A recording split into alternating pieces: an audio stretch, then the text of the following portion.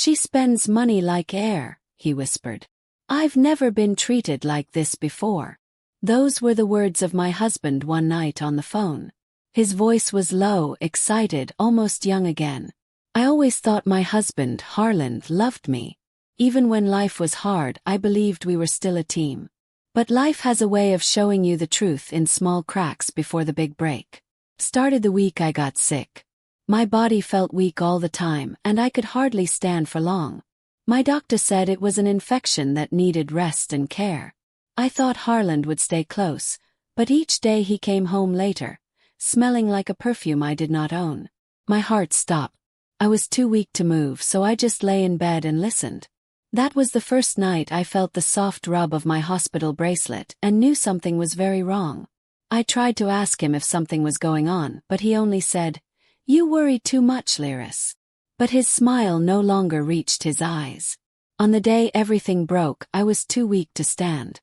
I asked him to help me get to the clinic. Instead, he told me, "I'm leaving for a while. I need space. And someone who doesn't pull me down." Then he packed a bag. He walked out on me. Alone. I lay on the couch, whispering through tears. God, help me, please. Something inside me broke that day, but something also woke up. I didn't know it then, but this pain would become the push that changed my entire life. Her name was Kalira Rowan, a woman known for her money, beauty, and bold lifestyle. Everyone in town talked about her. How she bought cars like snacks and dressed in bright colors that made people stare. Harland met her at a business seminar. She liked to pour money on people she wanted. Harland liked to be spoiled. Dangerous match. While I lay at home fighting fever, they were eating at places I could not afford. He posted nothing online, but people talk. A friend sent me a message. Lyris, I saw Harland with someone. I didn't know how to say it. My chest tightened. My hands shook. I felt heat rise in my eyes. I kept rubbing the hospital bracelet without thinking. It made a soft sound that felt too loud in the quiet room. I wanted to scream, but my voice came out small. Oh, I'm not enough. My sickness got worse. Could barely get up. I prayed each morning. Lord, I don't know why this is happening, but I wait on you. I remembered Micah 7 verse 7. I will watch in hope for the Lord. I will wait for God my Savior. My God will hear me. Even in all the pain, I held on to that. Meanwhile, Harland moved into Kalira's guest house. She gave him designer clothes, trips, gadgets, and a lifestyle he never had with me. But people like Kalira love fast and lose interest faster. And Harland had no idea his sweet new life was already cracking. 2 weeks after Harland left, I collapsed in my kitchen. I remember sliding down the wall and feeling the cool floor under my cheek. I whispered, "Jesus, please," before everything faded. A neighbor found me. They rushed me to the hospital. When I woke up, a doctor stood over me. "You've been very sick for too long," he said. "You need to take care of yourself." His words felt heavy. How could I take care of myself when I couldn't even stand? When I had no husband, no money, and no strength? But something inside me stirred. Small fire. If Harland could walk away from a sick wife, then maybe I had been blind for too long. I decided right there. I would get stronger. For me. I stayed in the hospital for 3 days. No calls from Harland. No message. Nothing. When I returned home, my house felt colder. But I also felt something new. Determination. I started small. Washing one dish, walking from room to room, reading short Bible passages to remind myself I was not alone. The loneliness hurt, yes. But the quiet also helped me think clearly for the first time in years. I saw what I had ignored. Harland never saw me as equal. He loved comfort more than commitment, and he had no idea how to love someone who was hurting. For the first time, I prepared my heart not to fight for him, but to rise without him. One Sunday after church, I ran into a woman named Sam, who worked at the same hotel where Kalira often stayed. She looked at me with a strange mix of pity and warning. "Lyris, I didn't know how to tell you, but things between Harland and Kalira are not as sweet as he thinks." My breath froze. "Why?" I asked. Sam leaned in. Kalira found out he was only with her for the money. She told her friends. He's charming but cheap inside. She said he has no real future. No drive. No vision. She's getting bored. For a moment, I felt a stab of satisfaction. But then guilt washed over me. God, keep my heart clean, I prayed silently. Sam continued. Someone overheard them fighting. She called him a gold digger. She told him she doesn't take care of grown men. She's already pulling back. My chest tightened not with anger, but with strange, quiet understanding. Harlan chased money. He ran from a sick wife. He ran toward a rich woman. And now he was learning money can love you today and drop you tomorrow. I whispered, God sees. God is not blind. That night I journaled my thoughts. Not to hurt him, but to understand myself. I realized I had been carrying a marriage by myself for years. The truth was clear now. Harlan broke the home long before he walked out the door. And he was about to pay for his choices, not because of me but because life always comes back around. As my body healed, my mind opened. I started walking every morning, slow but steady. I ate better, rested more, and prayed with a quiet fire in my chest. One morning I heard a whisper in my heart. Rise, Lyris. And I believed it. I cleaned the house, opened the curtains, and let sunlight touch rooms that had been dark for weeks. I took every picture of Harlan off the walls and put them in a box, not out of hate but peace. Then I did something new. Something bold. I applied for a training program at a local baking center. I always loved baking, but Harlan said it was a waste of time. Focus on real work, he used to say. Now I followed my own voice. The first day back in class, I felt shy walking in, but the smell of warm bread and sweet icing lifted something inside me. I felt useful again. Alive again. At night, I prayed for strength, not revenge. I whispered, God, make me who you want me to be. I didn't know that as I was rising, Harlan's life was falling apart fast. The rich woman he left me for was already cutting him off. And soon he would have no money, no home, and no one to run to, except me. And God was about to show me how to handle that moment with strength, not spite. 2 months after Harlan walked out, word spread fast. Kalira kicked him out. I didn't want to care. But when people keep whispering your name with his, you listen. My friend Mara sent me a voice note. Lyris. She threw him out with only 2 bags. She said he drained her wallet and her peace. I sat on the couch, rubbing my hospital bracelet out of habit. The noise was soft, almost like a breath. I whispered, Lord, guard my heart. She continued. He begged her to give him one more chance. She told him, I don't date men who need rescuing. A heavy sadness washed over me, not for Harlan, but for the marriage I once believed in. I didn't want him broken. I wanted truth. Later that week, I learned he was living in a cheap motel on the edge of town. The same man who wanted a richer life was now fighting for pennies. Life has a strange way of mirroring back our choices. As I baked in class the next day, kneading dough with slow, steady motions, my teacher said, You look lighter. And she was right. I felt something shift inside me, maybe strength, maybe peace, maybe both. Harlan's fall wasn't my joy, but it was a sign. God was dealing with what I could not. And the chapter of me being a silent, hurting wife was ending.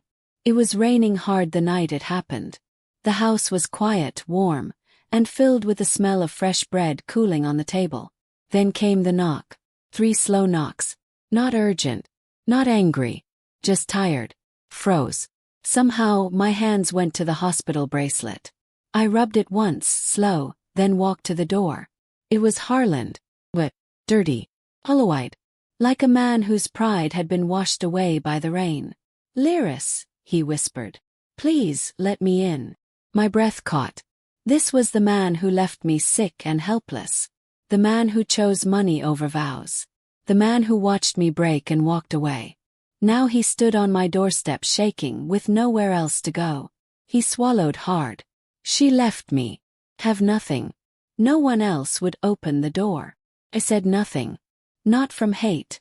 My words were stuck behind a wall I didn't know I had built. He stepped forward a little.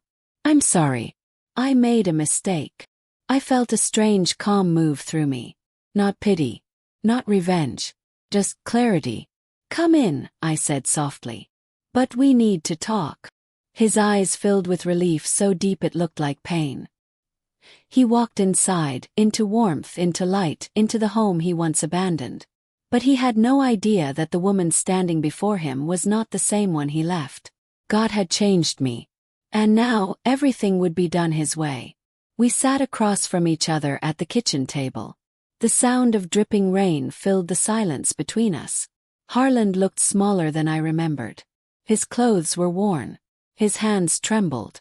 Lyris, he whispered, I don't deserve to be here. I didn't answer. I folded my hands slowly on the table, breathing steady.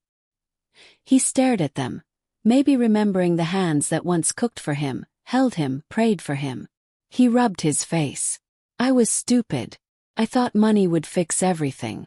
I thought she saw something special in me. His voice cracked. But I was only useful as long as I made her feel powerful. I felt my throat tighten. Not with love. But a sad truth that hurt more because it was real.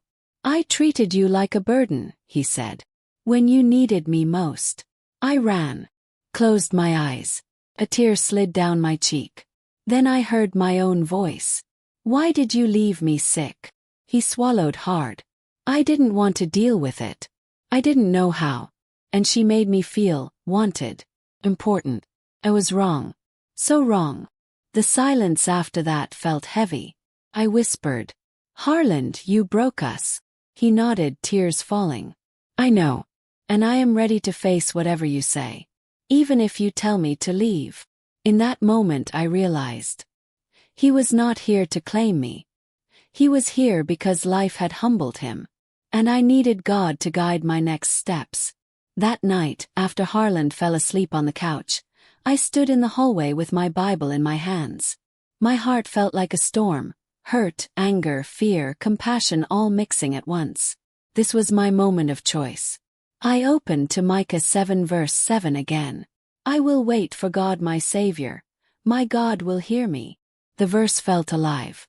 I whispered, Lord, I want to do the right thing, not the easy thing. Teach me.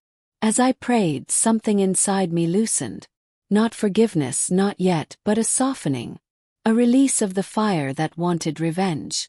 I didn't want to hurt Harland. I wanted healing. I wanted peace.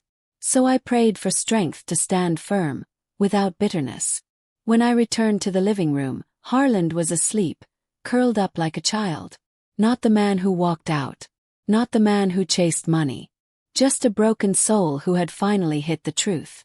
I placed a blanket over him. Not as a wife. As a believer. Because mercy is not weakness.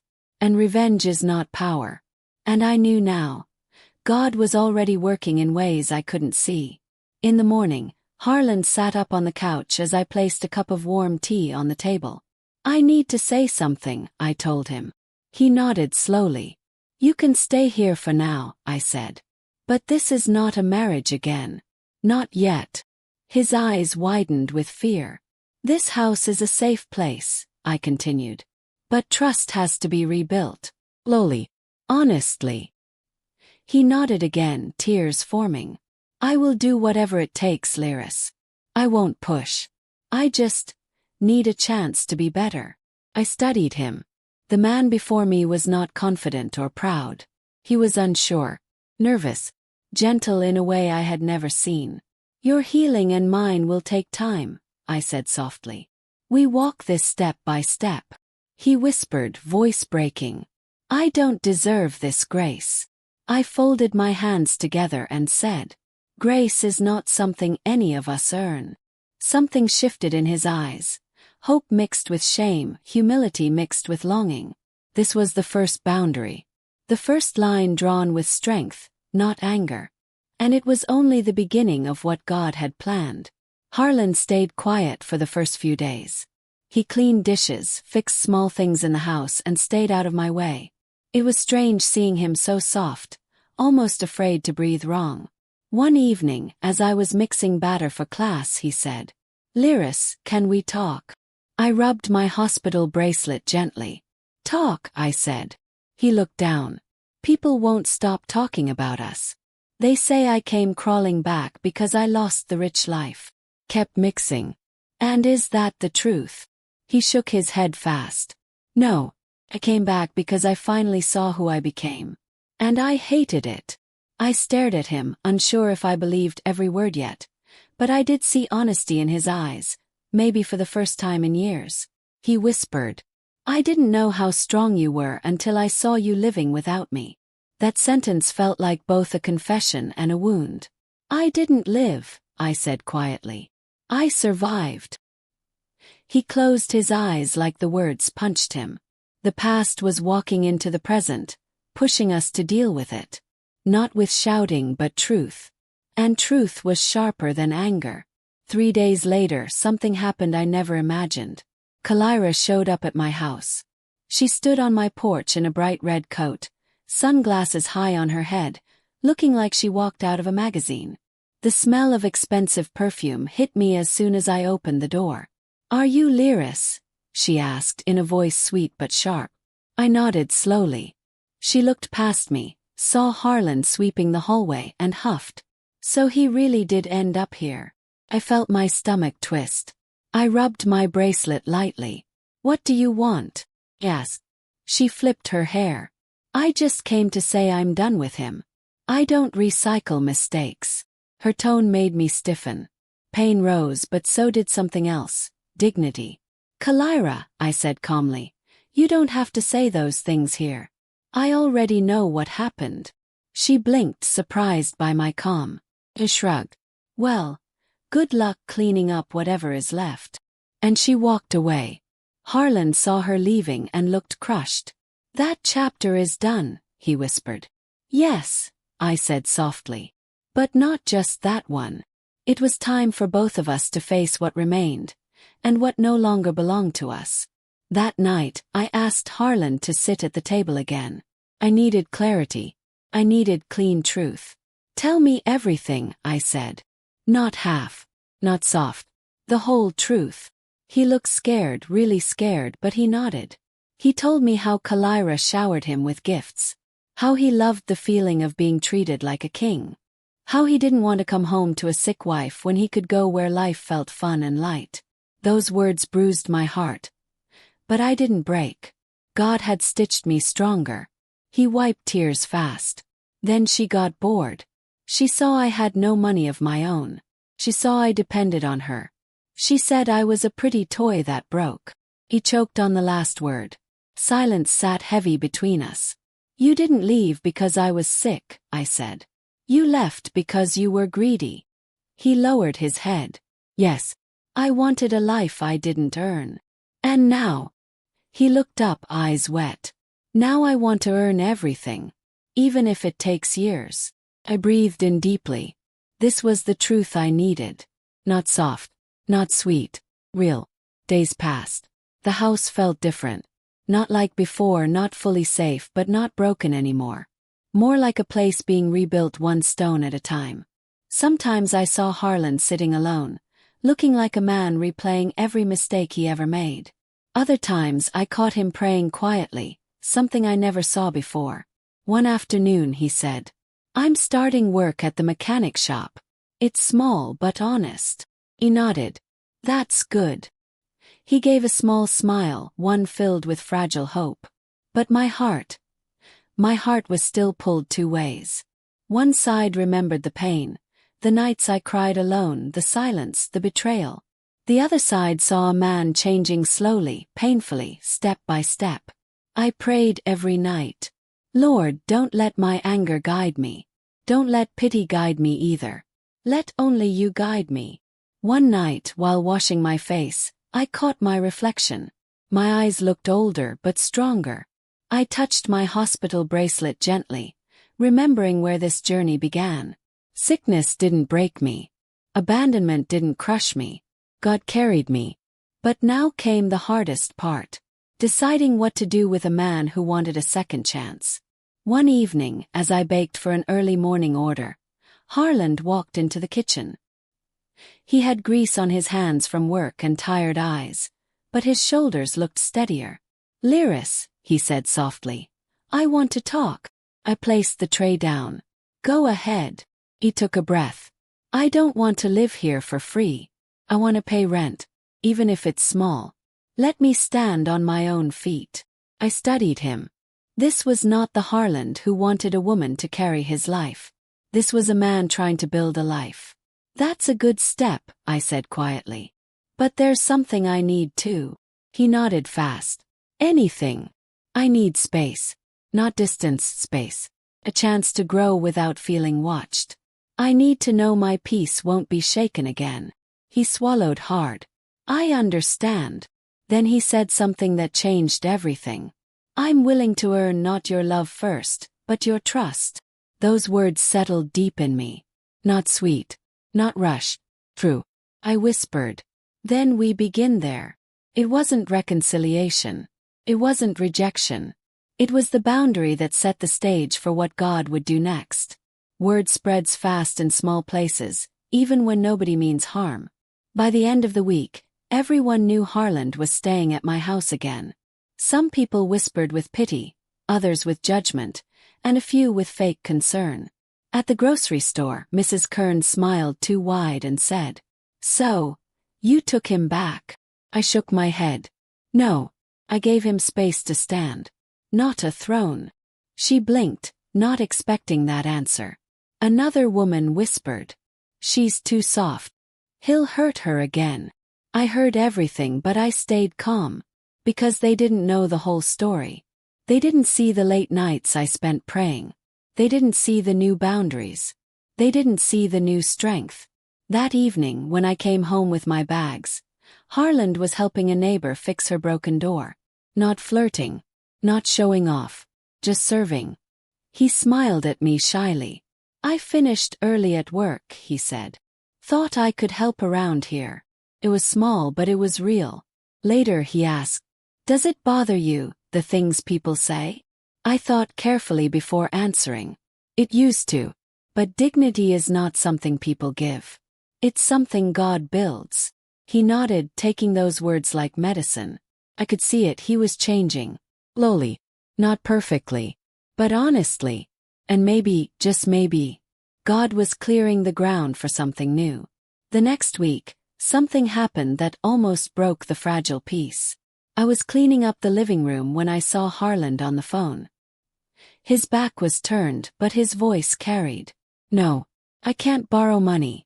I told you I'm trying to fix things. Please don't call again." He ended the call fast when he saw me. He asked, "Who was that?" He rubbed his face. "Someone from my past. Someone who used to give me money." I shouldn't have answered.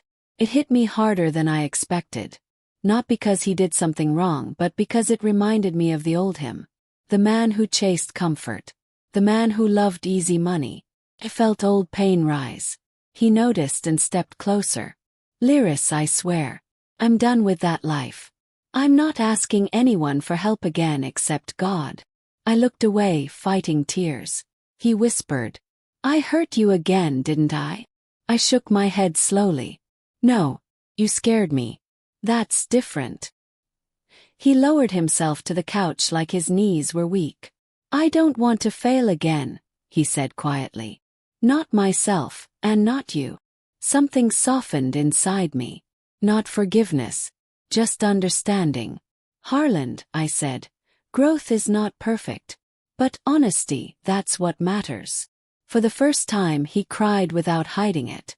One afternoon I came home from class and found an envelope on my table. My name was written in Harland's handwriting. My stomach tightened. Inside was a letter, short, raw, honest.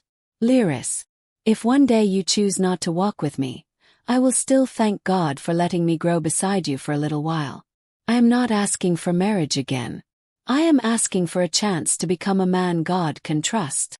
My hands shook as I held the paper. This wasn't manipulation. It wasn't begging. It was surrender. When he came home later, I asked, "Why did you write this?" He shrugged lightly. "Sometimes speaking makes me nervous. I wanted you to hear my heart without pressure." I took a slow breath. "Harland, what do you want from me?" He looked down. "A chance to earn back honor. Not romance. Not position. Just honor." Those words struck something deep. Not because of what he wanted, but because of what he didn't. He wasn't reaching for my heart. He was reaching for character. And that changed everything.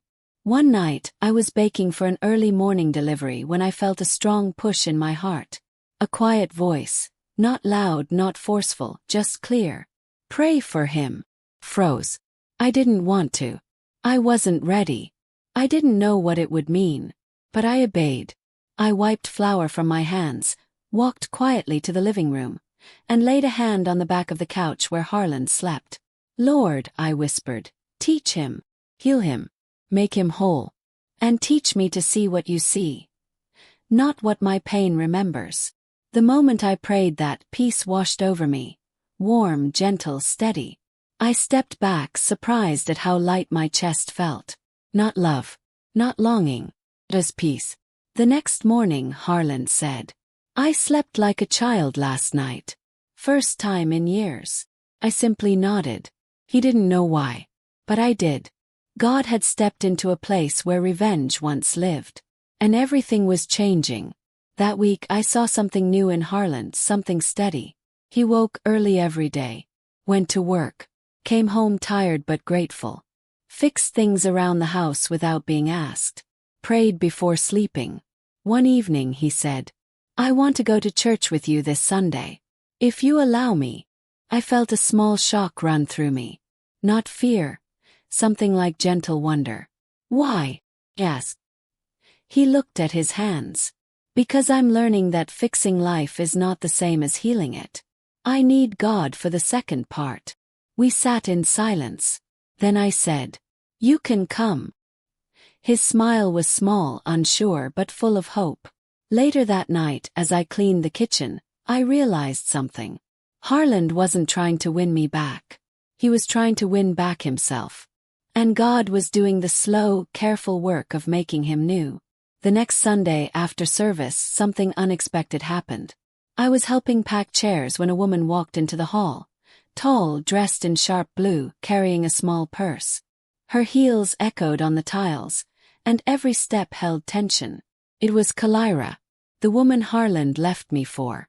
She looked older than I remembered, tired around the eyes. She scanned the room until she saw me. Then she walked straight toward me. "Lyris," she said softly. I need to talk to you." I didn't feel fear. Not anger. Just steadiness. We stepped outside. She took a long breath and said, "He told me everything." My hands froze around my Bible. She continued, "When I found out he had nothing left, no job, no car, no savings, I panicked. I told myself I didn't sign up for that. I left him. And now I feel sick about it. It hit me how different we were. She left when life got tough. I stayed when things hurt." Kalira wiped her eyes.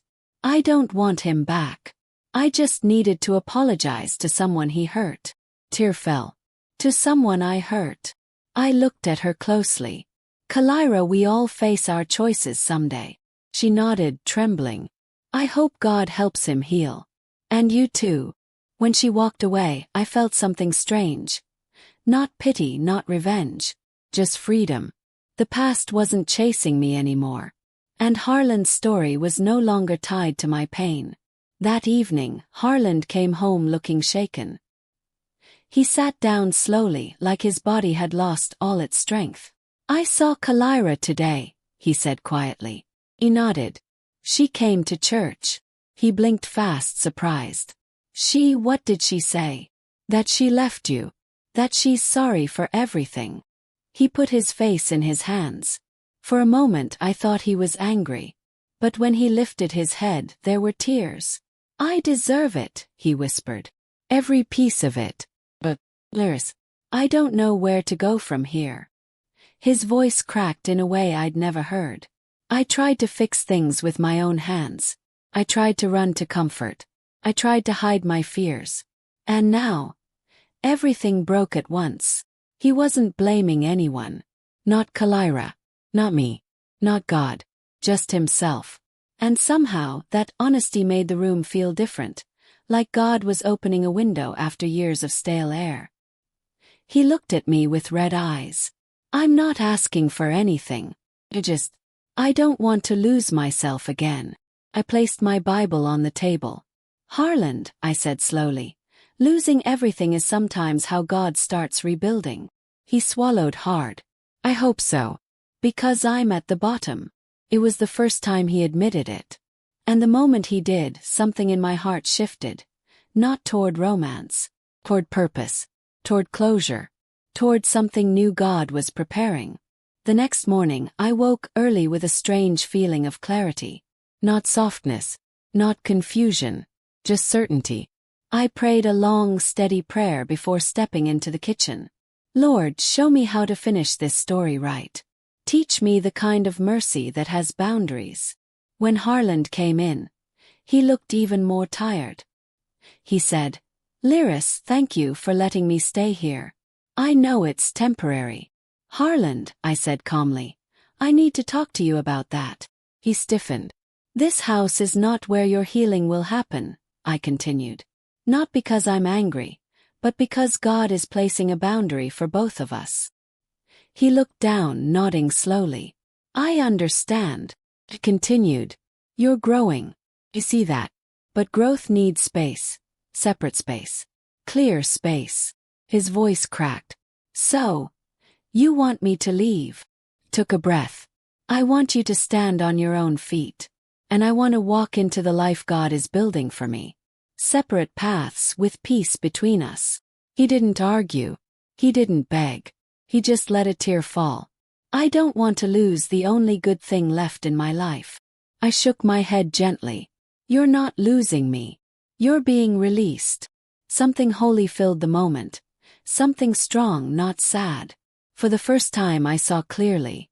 This wasn't punishment. This was completion. God was ending something that needed to end. And preparing a beginning only he could shape. The next day, Harland didn't come home after work. Hours passed. No call. No message. First I worried. Then I prayed. Then I waited. At 10 p.m. he finally called. Lyris, he whispered, voice shaky. Don't be scared. I'm fine. I just couldn't go back to the men's shelter. My heart tightened. The shelter? Why?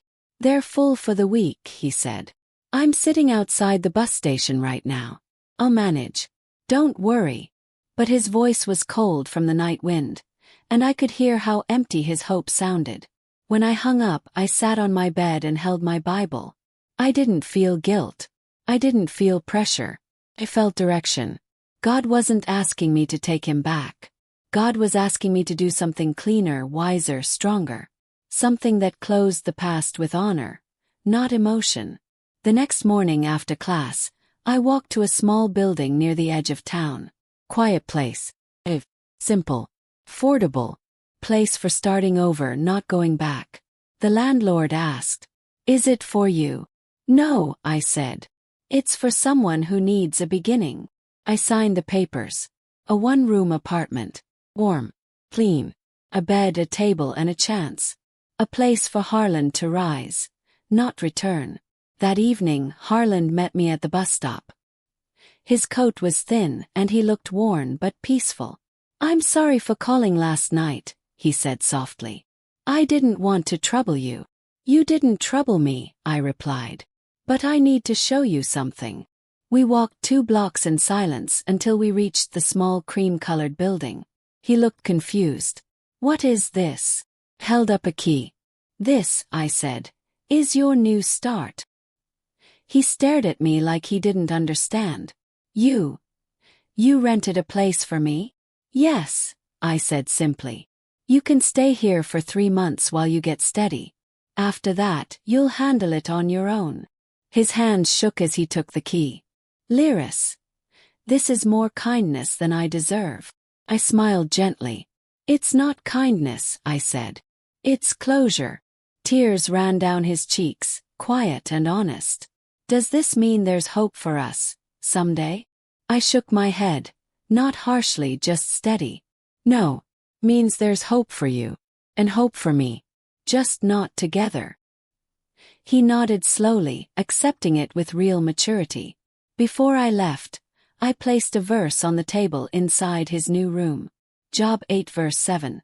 Though your beginning was small, yet your latter end should greatly increase. He touched the paper and whispered, Amen. I stepped into the hallway, breathed deep, and felt a freedom that filled my whole chest. When I reached the door, I said the final line, the one truth that ended everything cleanly. Mercy isn't weakness. It's strength that learned to walk away. And I walked into my new life. Whole, steady, and finally free.